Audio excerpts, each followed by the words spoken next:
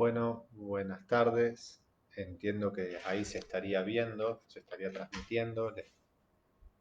Les pido que me avisen si esto efectivamente es así, porque bueno, empezó a configurarse de otra manera, me pidió una actualización y de ahí la demora.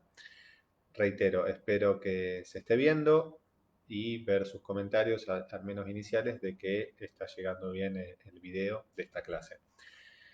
Dicho esto, les pido disculpas por la demora. Como les mencionaba, hubo una actualización que pidió y un cambio en la configuración del video en vivo, motivo por el cual tuve que rápidamente empezar a indagar por dónde seguir para que llegue la transmisión en vivo. Ahí agradezco, bueno, a Natalia que está informando que sale el video.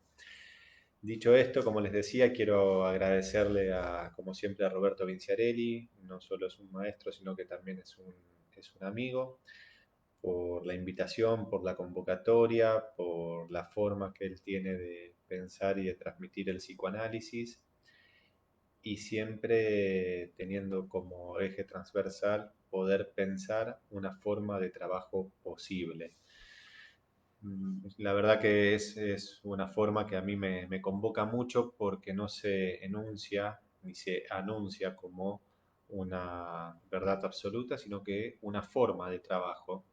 Y además del aprecio personal que le tengo, del cariño personal que le tengo a Roberto, si algo encuentro también en lo que él enseña, es justamente una forma posible de trabajo, que no apunta a ser exactamente igual, sino a problematizar, a pensar y a no quedarnos con algo al modo de es así porque alguien lo dijo así, y no pensar, no permitirnos pensar para qué nos sirve a cada uno de nosotros eso.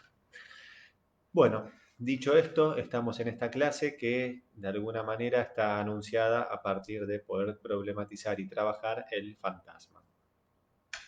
Roberto vino desarrollando varias cuestiones en relación al grafo, en torno a los pisos del grafo, el piso inferior, el piso superior, y nosotros nos encontramos con el entrepiso, que justamente es donde Lacan escribe al fantasma y al deseo. Sabemos rápidamente que el fantasma se presenta como el sostén del deseo y como marco de la realidad. Nosotros de esto algo vamos a ir diciendo, por supuesto, tanto esta clase como seguramente la clase que viene.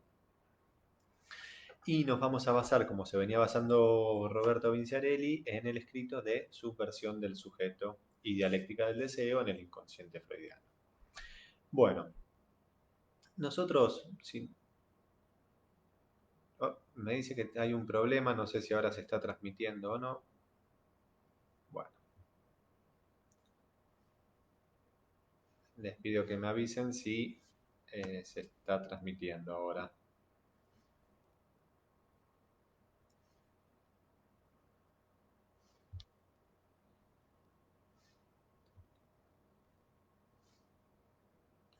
Bueno, sigo, cualquier cosa veré.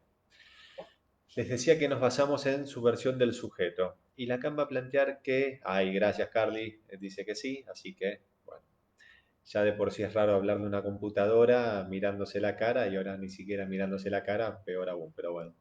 Les decía que nos basamos en Subversión del sujeto, y Lacan plantea ahí que el fantasma es justamente el punto donde se cierra la pregunta. ¿Y de qué pregunta se trata esta?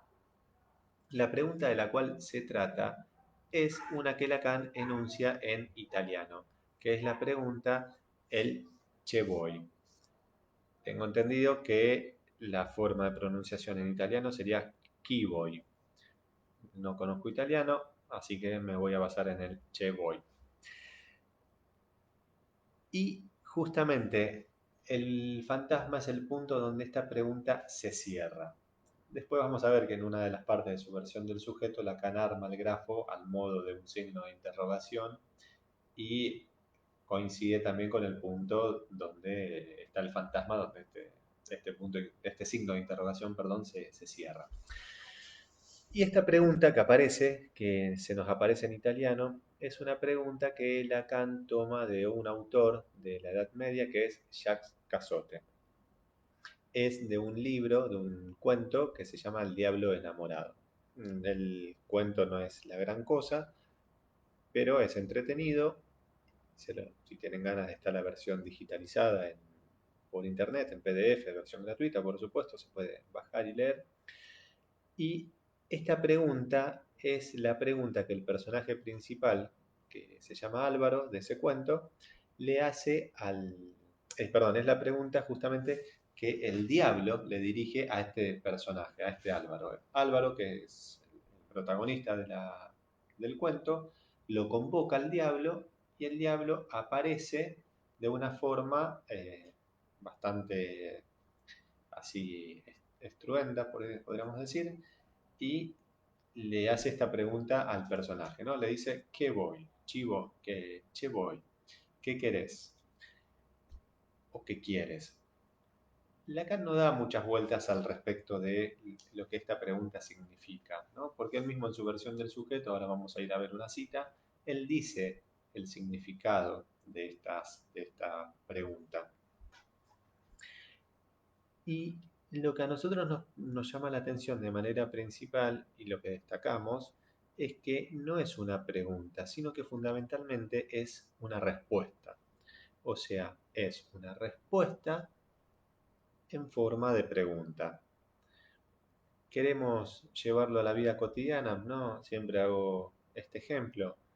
Cuando los hijos, una forma de responder de los hijos a los padres o de los padres a los hijos, ¿no?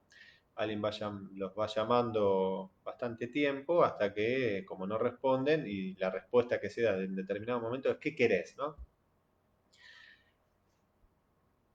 Justamente, entonces, se destaca que es una respuesta a modo de pregunta. Les propongo que tomemos una cita que la voy a leer lo más rápido posible sin que se pierda el hilo, de la página 794 de Subversión del Sujeto. Les leo. Por eso la cuestión de el otro que regresa al sujeto desde el lugar de donde espera un oráculo, bajo la etiqueta de un che voy, ¿qué quieres? Es la que conduce mejor al camino de su propio deseo. Si se pone a reanudar, gracias al saber hacer de un compañero llamado psicoanalista, aunque fuese sin saberlo bien, en el sentido de un ¿qué me quiere? Bueno, es una cita muy condensada que tiene un montón de implicancias clínicas. Nosotros vamos a sacar algunas de ellas. La primera, esto que les mencionaba, fíjense en que el che voy está, acto seguido, está traducido, ¿no? ¿Qué quieres? Y justamente lo que vemos es que este ¿qué quieres? Es lo que regresa al sujeto desde el lugar desde donde espera un oráculo. O sea, si es algo que regresa al sujeto desde el lugar desde donde espera un oráculo, es porque de manera inicial tuvo que haber operado algo antes, o sea, tuvo que haber habido una pregunta, ¿no? Y Lacan no dice cuál es exactamente esa pregunta. Nosotros la vamos a construir lógicamente en función de lo que vamos desarrollando, en realidad de lo que va desarrollando Lacan, ¿no? O sea, el contexto de lo que va desarrollando nos permite armar esa pregunta sin forzar el asunto. ¿Y cuál es esa pregunta que el sujeto le dirige al otro de manera inicial? Es el ¿qué deseo? ¿Por qué? ¿Qué va a ser un análisis si no es justamente preguntar en torno al deseo? Por supuesto que esta pregunta hay que construirla, así como nosotros la construimos lógicamente en función de la teoría, hay que construirla también lógicamente en un análisis. Aunque parezca una tontería situar esto, vamos a precisarlo, ¿no? La persona que nos viene a consultar no viene a consultarnos sabiendo que su pregunta es respecto del deseo. Está en una de las clases, no me acuerdo si la última o la penúltima, Roberto iba hablando y había habido, ahora, bueno, perdón, se me mezcla creo que con una actividad que fue la de la que hizo Roberto de Lacan y el discurso. Pero bueno, a lo que iba, justamente, la persona que viene, eh, tenemos que trabajar con esta persona para construir esto y no necesariamente toda persona va a construir esto. ¿A dónde voy? Roberto situaba la cura de la neurosis como una, un movimiento respecto de la posición fantasmática y después, para avanzar en, justamente en la posición de analista, implicaba seguir trabajando respecto de esta cuestión del objeto del deseo o del deseo propiamente dicho. No todo el mundo está obligado a llegar a este punto de la posición de analista, digamos así, sino que ya con la gran mayoría de la gente, con la cura de la neurosis, por lo general ya se siente mucho mejor y no prosigue un espacio de análisis. Pero bueno, ¿por qué voy a esto? Porque justamente el qué deseo o la pregunta respecto del deseo es una pregunta que hay que armar con cada analizante. ¿Está? Entre analista y analizante. ¿Y por qué Lacan pone énfasis en que es algo que regresa al sujeto? Porque la pregunta respecto del deseo no se responde sola, sino que se responde en una relación al otro. ¿Qué quiero decir? El sujeto dirige esta pregunta al otro, o sea, le pregunta al otro qué deseo.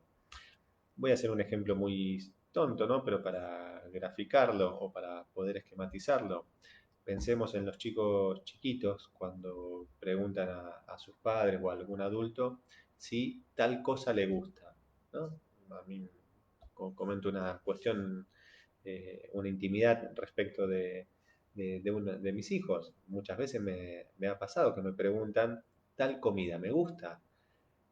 Justamente es una pregunta que se dirige al otro. Uno le puede decir, sí, te gusta, comelo, y lo comen. Si uno le dice, no te gusta, no lo comen. Más allá de que sea una ejemplificación sonsa, pero nos sirve para dar cuenta cómo uno se dirige al otro para poder abordar o tratar de responder respecto de lo que desea. Está bien que en este caso sería respecto de lo que se quiere, ¿no? Estaríamos de alguna manera como cayendo en una imprecisión, equiparando el deseo con el quiero. Cuestión que no tienen que quedar ensimismadas, como decía Roberto en una de las clases pasadas. Entonces, el sujeto se dirige al otro, vamos más a lo nuestro, el sujeto se dirige al otro para preguntarle respecto de qué desea, o sea, qué deseo. Y el otro, ¿qué le responde? Le responde un che voy, ¿qué quieres? Y hacia el final de la cita veíamos que Lacan dice, bueno, que volvía a una tercera pregunta que era el modo de ¿qué me quieres? Con lo cual, ¿qué nos vamos encontrando? Que el sujeto se dirige al otro y el otro, lejos de responder con un objeto respecto del deseo, le responde con un lugar de carencia o le responde desde su propia falta o desde su propia carencia, podríamos decir, ¿no? ¿Qué deseo? Y el otro le responde, ¿qué quieres? ¿Qué querés? El sujeto justamente, al encontrarse con esto, redobla la pregunta y le devuelve un ¿qué me quieres? Si nosotros lo suponemos de manera inicial, ¿no? Supongamos este movimiento de manera inicial en la constitución subjetiva entre el sujeto y el otro. Justamente el sujeto le devuelve, bueno, ¿qué me quieres? ¿Qué me querés vos? Si vos me trajiste, ¿no? Vos me estás constituyendo. Por supuesto que también esta ejemplificación carece o tiene cierta imprecisión porque es una esquematización didáctica, ¿no? Es como suponer cómo fue de manera inicial, de alguna manera. Entonces, ¿qué deseo? ¿Qué quieres? ¿Qué me quieres? Y esto podría seguir de manera indefinida.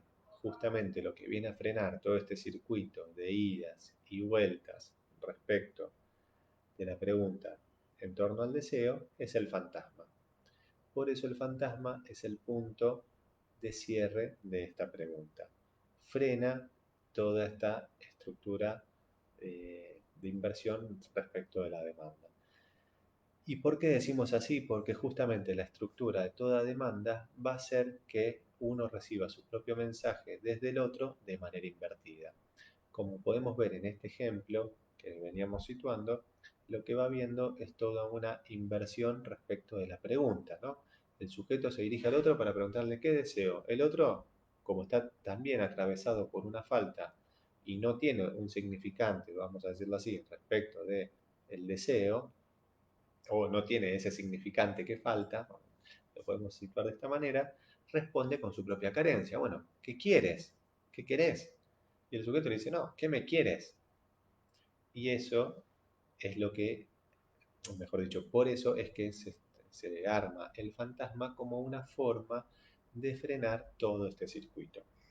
¿Por qué? Porque el fantasma lo que va a hacer es establecer un modo de relación entre el sujeto, el objeto, el otro con minúscula y el otro con mayúscula. Bueno,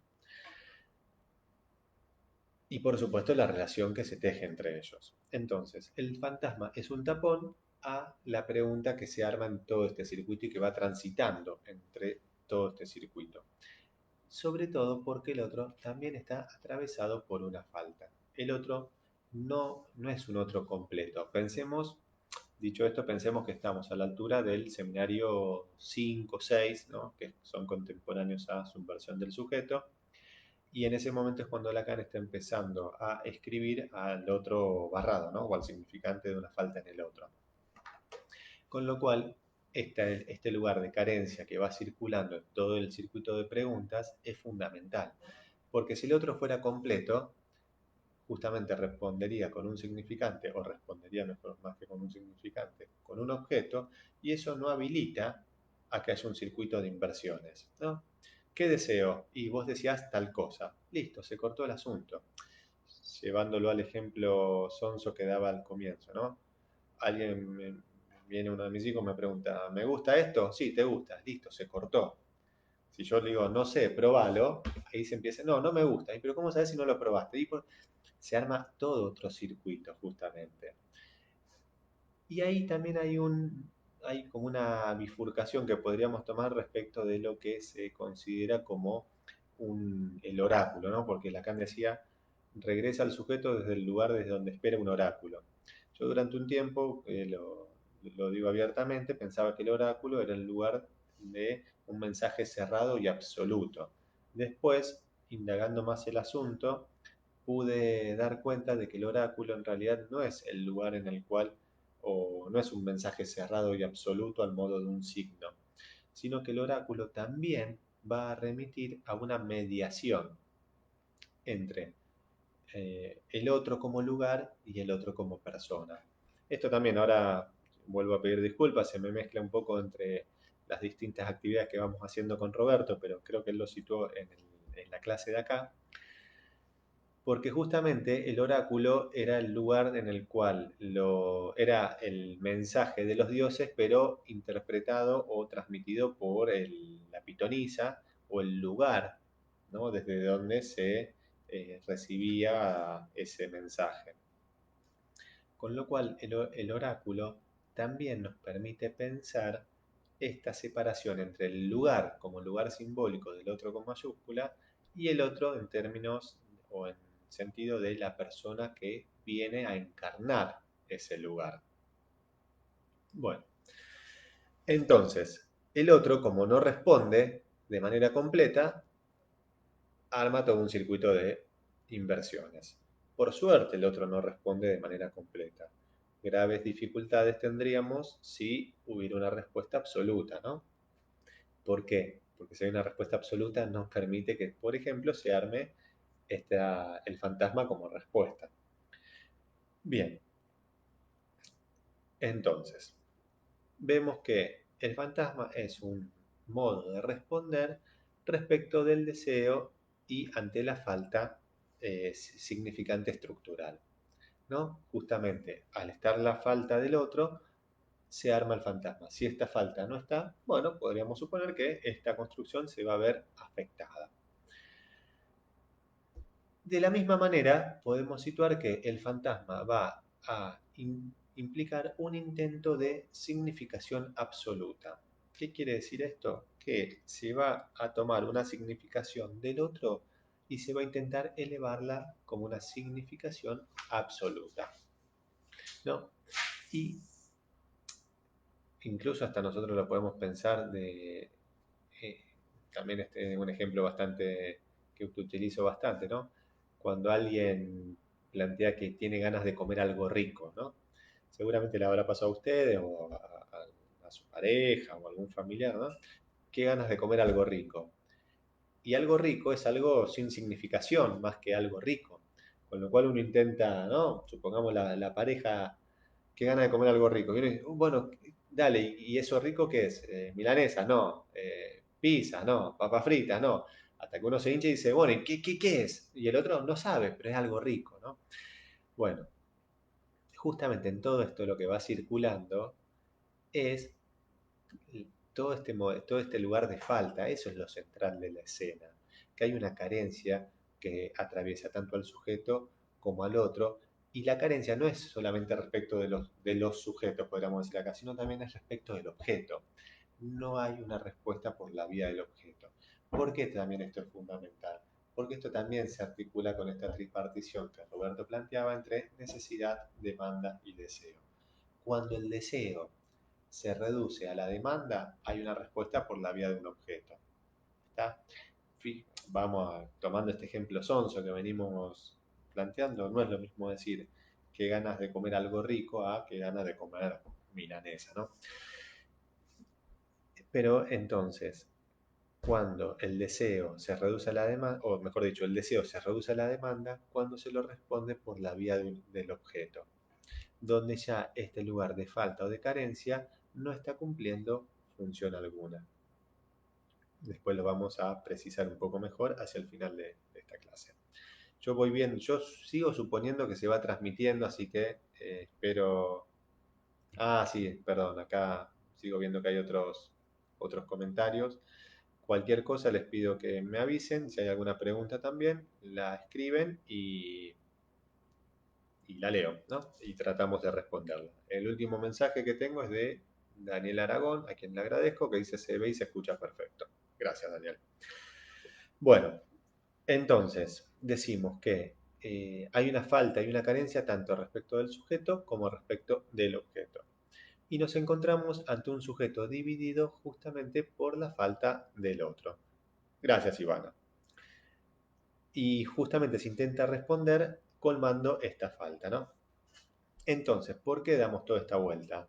Para poder llegar a esta definición de que el fantasma es un libreto o un guión que marca la posición subjetiva respecto del deseo y que nos marca la relación de lo simbólico y lo real en su articulación con lo imaginario o con la configuración imaginaria. También podríamos definirlo como eh, tapón al circuito de preguntas, marco de la realidad. Gracias, Roberto, ahí veo. Marco de la realidad, sostén del deseo y maniobra que se realiza respecto de la falta del otro.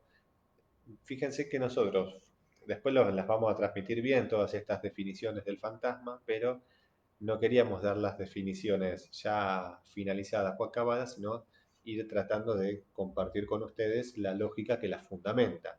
Si no, podríamos de entrada haber transmitido que el fantasma es lo que vela la castración del otro. Está buenísimo, está bárbaro, como dice Roberto, con eso se ganaría en el boliche tal vez, cuando se pueda salir, pero no nos sirve para trabajar. Para trabajar lo que sirve es poder pensar la lógica que soporta y que construye estas definiciones.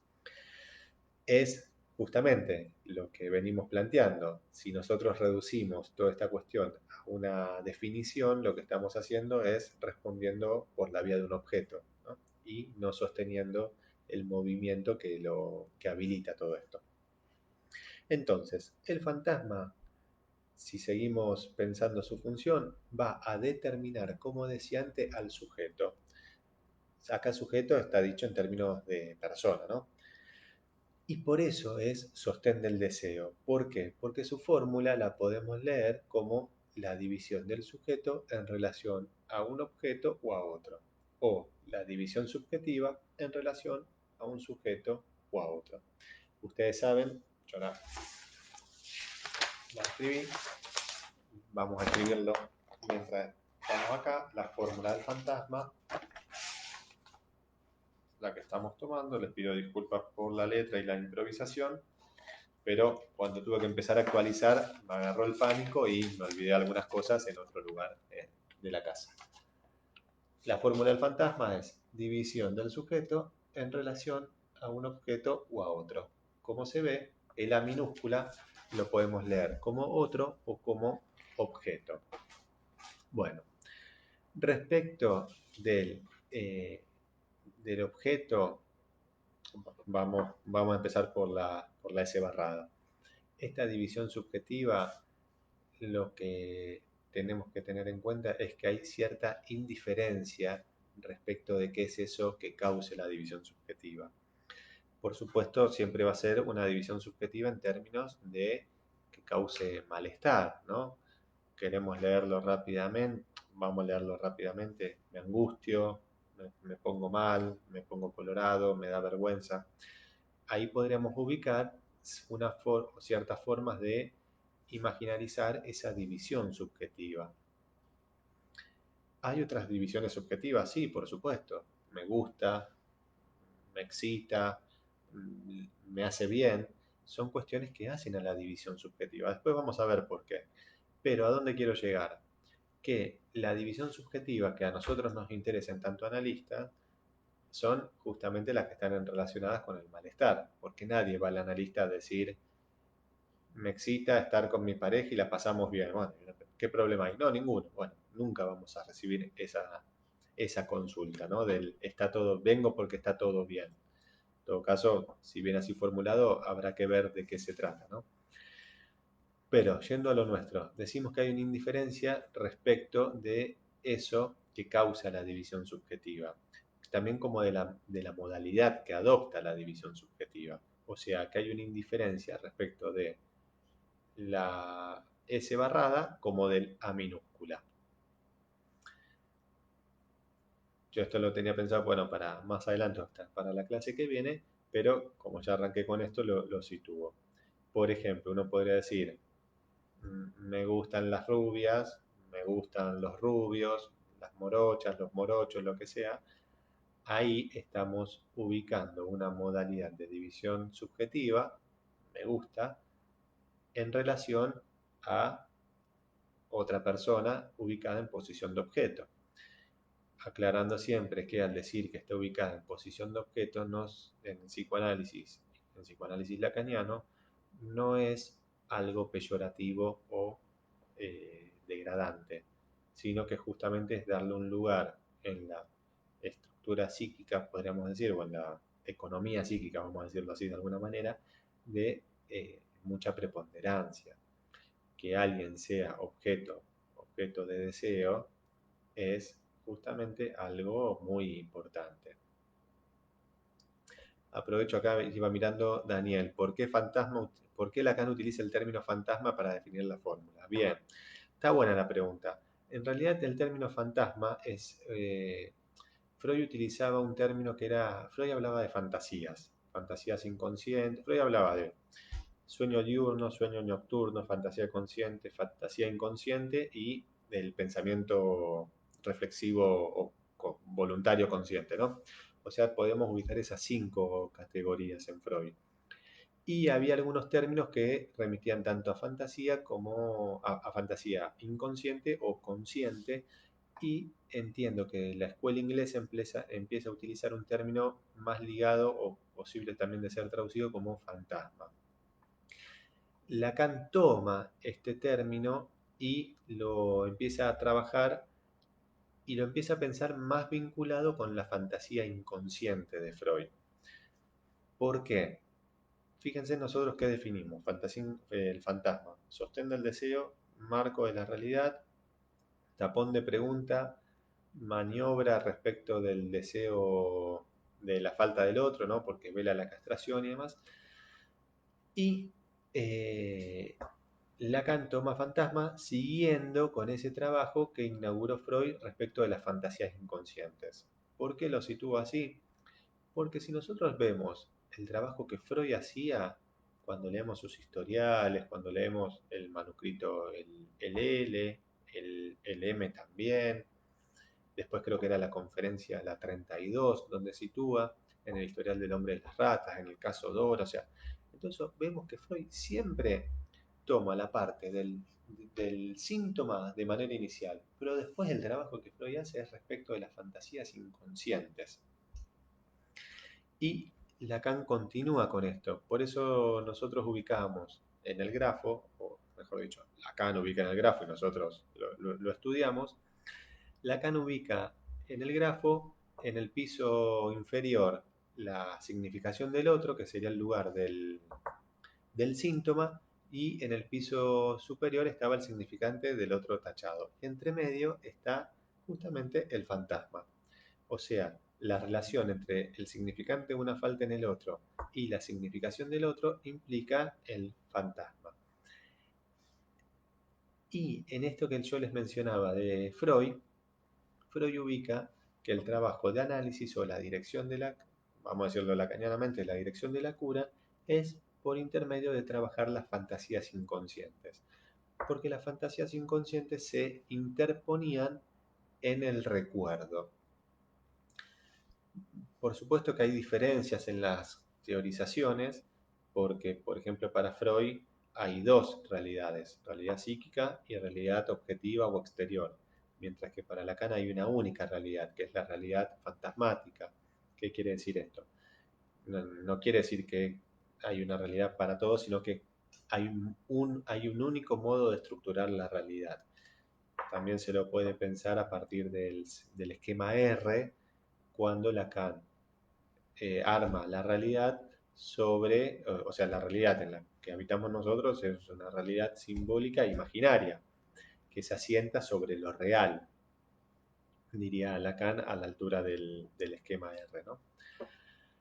Entonces, bueno, por eso utiliza ese término, porque ya era un término que estaba presente en el psicoanálisis, pero que, si bien muchas veces se plantea rápidamente que fantasía inconsciente y fantasma son lo mismo, no son lo mismo, porque justamente por algo hay diferencia, pero había algunos términos que ya estaban presentes en psicoanálisis que se podían traducir como fantasma o como fantasía.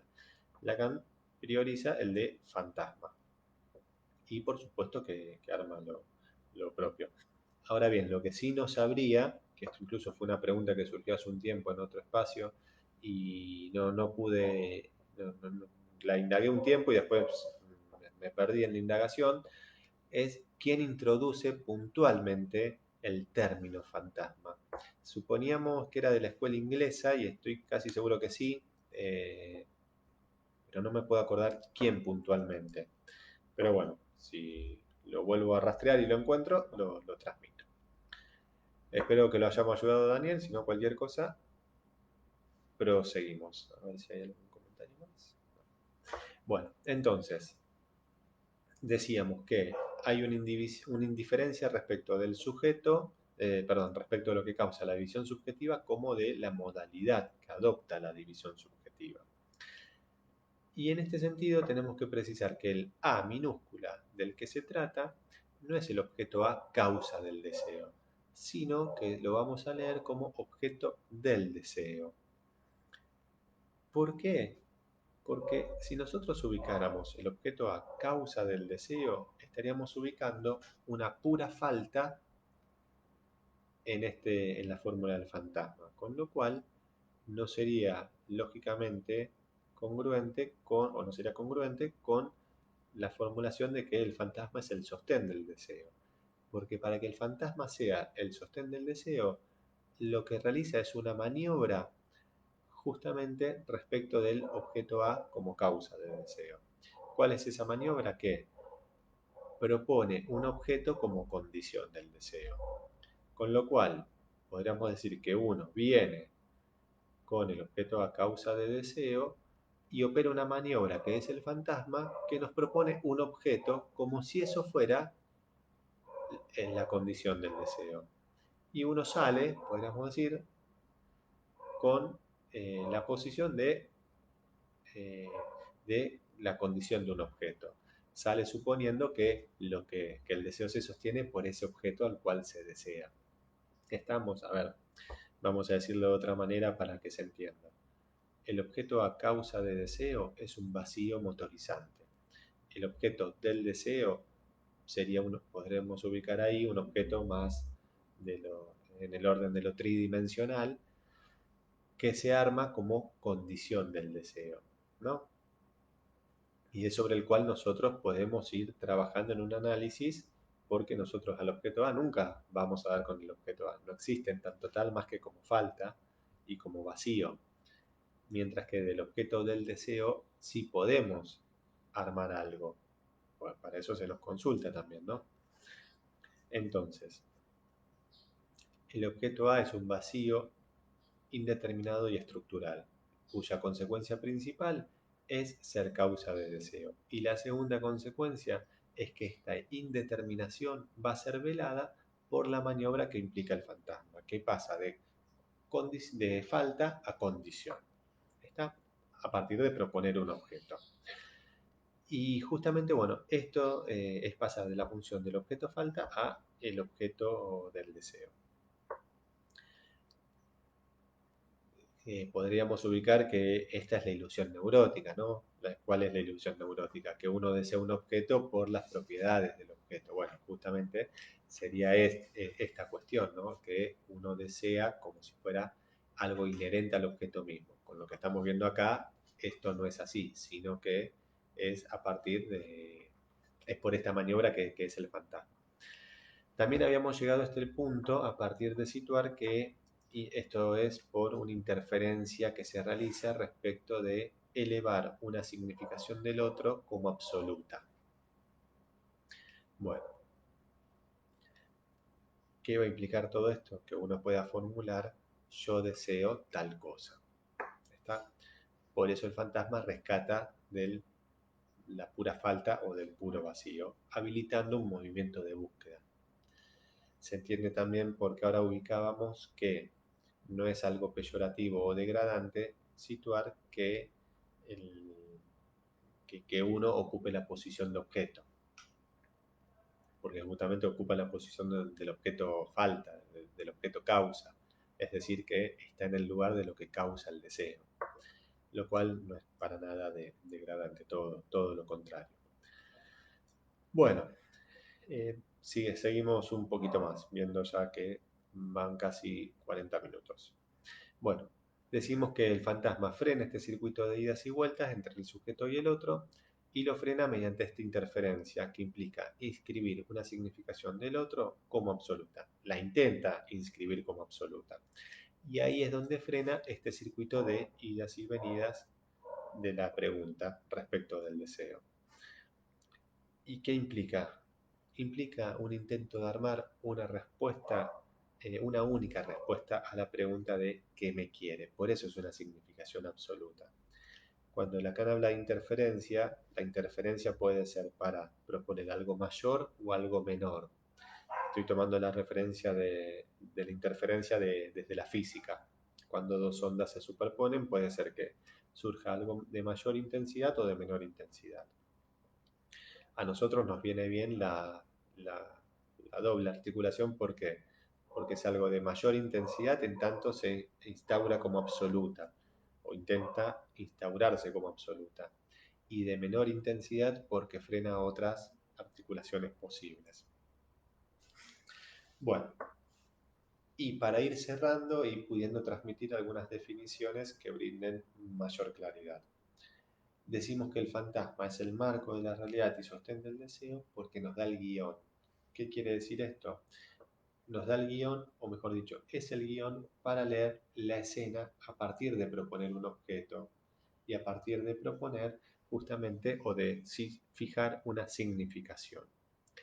Justamente lo que arma son las escenas de la vida y las escenas en torno a la posición sexual de cada uno. Esto lo vamos a ver con mayor detenimiento y con mayor profundidad en la clase que viene, pero no queríamos dejar de situarlo, ¿no? Entonces, el fantasma va a ser un guión que va a proponer o a fijar una forma de definir la división del sujeto, el objeto y la relación entre ellos. Por eso antes ubicábamos, me gustan los rubios, me gustan los morochos, me gustan las rubias, me gustan las morochas, lo que sea, arma un modo de división subjetiva, el me gusta, en relación a algo que se propone como objeto. Y a nosotros, reiteramos, lo que nos interesa es cuando esta división subjetiva se presenta desde el malestar, desde la angustia y demás. ¿Qué quiere decir división subjetiva? Quiere decir que está atravesado por algo que causa deseo. Eso quiere decir división subjetiva en este contexto que venimos trabajando. ¿Está? Lo que pasa es que muchas veces, vamos a ser sutiles y decimos muchas veces, no se sabe en relación a qué está este movimiento deseante. Y para eso se nos consulta. Pero por supuesto que todos estos movimientos hay que construirlos en un análisis con cada analizante. No podemos pretender adelantar pasos, por ejemplo, por el hecho de que se lo sepa desde la teoría, sino que con cada uno lo vamos a tener que ir construyendo. Todo este circuito de preguntas, ¿qué deseo? ¿Qué quieres? ¿Qué me quieres? Dice Lacan, conduce mejor al camino respecto al propio deseo si se pone a trabajar con un compañero llamado psicoanalista, así sea bajo la forma de un que me quiere. Pero se entiende que hay que ponerlo a recorrer, ponerlo a transitar. Esto no se da porque sí. No ganaríamos nada con... acá el conocimiento teórico en esto no sirve, sino que esto implica una construcción. Y en esto sí hago una equiparación respecto de lo que Freud proponía con el trabajo con las fantasías. Porque Freud justamente lo que hacía era, así, por más que haya propuesto ciertas fantasías originarias y demás, estas fantasías originarias, lo voy a decir como una vez me lo definió, creo, no me acuerdo si fue Roberto, no me acuerdo si fue Roberto o Pablo Perna, ¿no? Otro amigo, que decía, es como el hashtag, ¿no? La escena primaria, es el hashtag, ¿no? Es algo que va a estar en todos, pero no en todos va a estar operando de la misma manera. Y justamente podemos decir, bueno, ¿están todos? Sí, están todos, pero eso hay que construirlo en cada uno y ver cómo está operando, ¿no? Y demás. Y con esto lo mismo. Nosotros podemos ubicar esta secuencia lógica presente en cada analizante que nos consulta. Ahora bien, hay que construirlo. ¿Está? Bueno, dicho esto, daría por finalizada la clase. Espero que haya sido clara. Por supuesto, queda el espacio abierto para las preguntas. Retomaremos lo que sea necesario la clase que viene. Desde ya vuelvo a pedirles disculpas por la demora inicial y espero nuevamente que esté saliendo bien porque, reitero, de mi parte estoy viendo una pantalla de Facebook vacía que no sé si llega o no. Así que bueno, reitero también mi agradecimiento a Roberto y a toda la presencia de ustedes. Bueno, gracias y saludos.